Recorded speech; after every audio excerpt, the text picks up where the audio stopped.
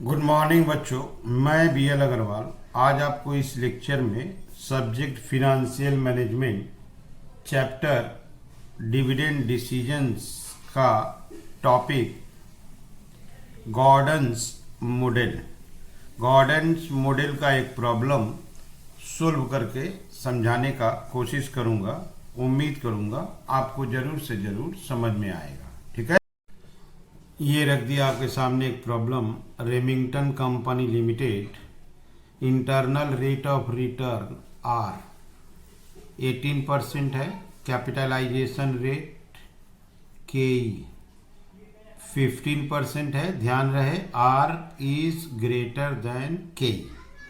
Earning per share 20 है। Gordon models use किया गया है, तो पूछा है what will be the price per share when dividend payout ratio is 40%। Dividend पे आउट रेशियो 40% है, मतलब 20 रुपया का 40% डिविडेंड 8 रुपया होगा। 40% अगर पे आउट रेशियो है तो 60% हो गया रिटेंशन रेशियो। बोल रहा है is this the optimum pay out ratio. क्या ये ऑप्टिमम पे आउट रेशियो है? द इम्पॉर्टेंट वन है when R is greater than KE। तो जैसे जैसे पे आउट रेशियो कम करेंगे शेयर का दाम बढ़ेगा। तो इसका मतलब 40% इज नॉट ऑप्टिमम। तो कितना नीचे लाए ये बोलना मुश्किल होता है, क्योंकि अगर डिविडेंड पे आउट रेशियो 0% कर देते हैं तो क्वेश्चन सोल्व नहीं होगा, क्योंकि 0 divided by KE minus G हो जाएगा। तो इसलिए नीचे कहाँ तक आएगा ये बोलना पॉसिबल नहीं है, बट इतना बोल सकते हैं कि R is greater than KE। तो जैसे जैसे डिविडेंड कम कीजिएगा शेयर प्राइस मैक्सिमम होगा। तो आपका 40% ऑप्टिमम नहीं है।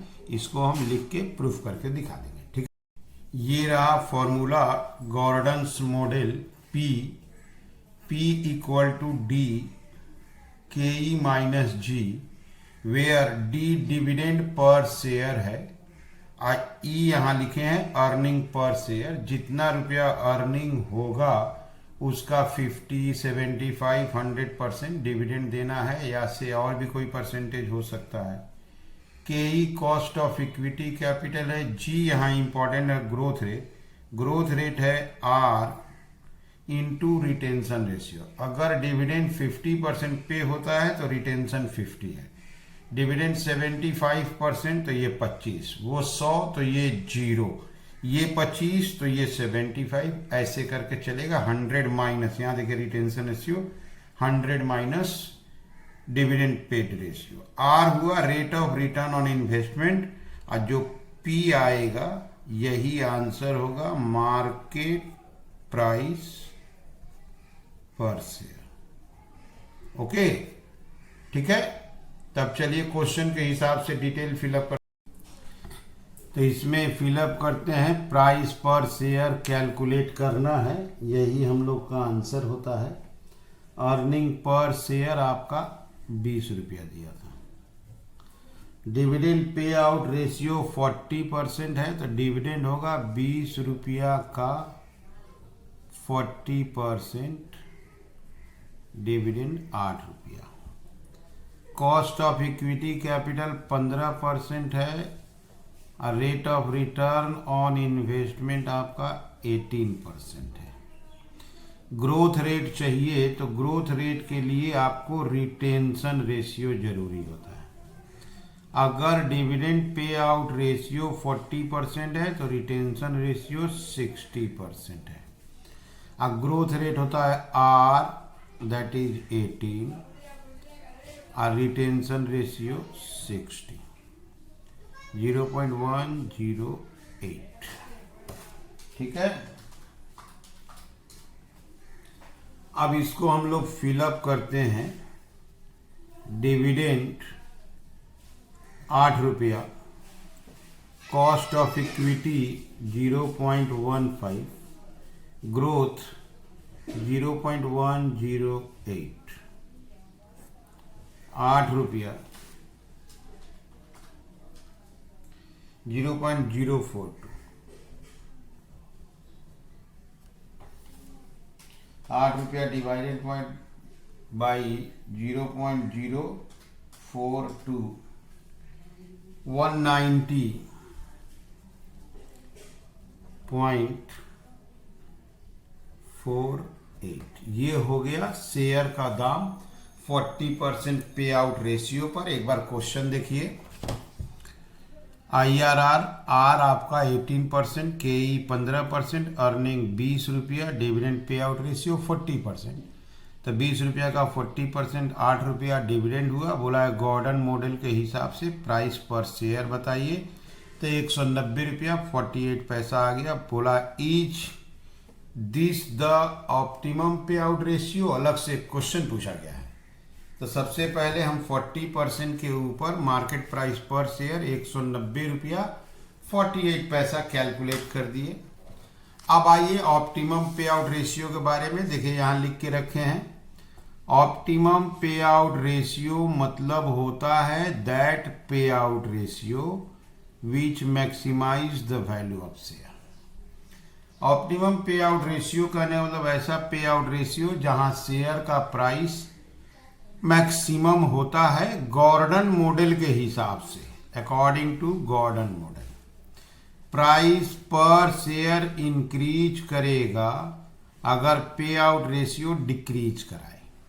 तो हम लोग 40% पे डिविडेंड दिए थे, उसको अगर और कम करेंगे तो शेयर का दाम 190 से ज़्यादा आने लगेगा, मैक्सिमम आने लगेगा। ऐसा इसलिए क्योंकि R is greater than KE।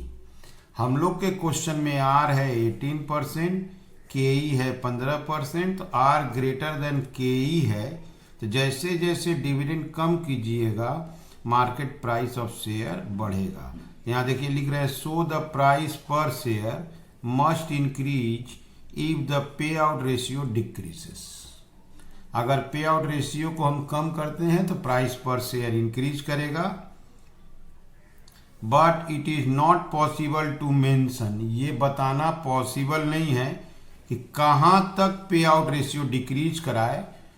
What extent the payout ratio decrease to maximize the value of share। Maximize करने के लिए पे आउट रेशियो को कहां तक डिक्रीज कराए ये बताना पॉसिबल नहीं है, क्योंकि अगर 0% पे आउट रेशियो एकदम नीचे करते हैं तो यहाँ डिविडेंड 0 हो जाएगा। आप फिर ये फॉर्मूला सोल्व नहीं कर पाएंगे क्योंकि ऊपर 0 हो जाएगा। क्लियर? इसीलिए ये पॉसिबल नहीं है। तो इतना बोल सकते हैं कि हम लोग का ये जो 40% पे आउट रेशियो है ये ऑप्टिमम रेशियो नहीं है, क्योंकि और अभी इसके नीचे आएंगे तो शेयर का दाम बढ़ेगा। तो उसको समझाने के लिए आपको 25% पे आउट रेशियो कर देते हैं। अगर 25% पे आउट रेशियो करते हैं तो हम लोग का डिविडेंड हो जाएगा ₹20 का 25% ₹5। KE हम लोग को पता है, KE आपका 15 है। अब बच गया G, 18% R था। अब 25% अगर डिविडेंड दिए हैं तो रिटेंशन 75% है। तो आपका आ गया 0.135। ओके, अब इसको हम फिलअप करके आपको शो कर देते हैं। Dividend 5, 0.15 minus 0.135, 5 0.015। 5 को डिवाइड करते हैं तो आ गया 0.15 माइनस 0.135, 0.015। तो ₹5 डिवाइडेड बाई 0.015 तो 333 आ गया।